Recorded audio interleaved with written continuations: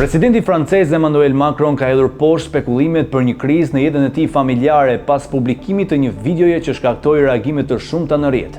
Në pamjet e regjistruara gjatë zbritjes nga avioni në Vietnam, shihet bashkëshortja e tij Brigitte Macron teksa e shtyn me dorë fytyrën e presidentit francez.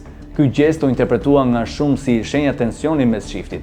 Gjatë një deklarate për gazetarët në Hanoi, Macron sqaroi se gjithçka ishte thjesht një shaka mes tyre, siç ndodh shpesh në marrëdhëniet e tyre.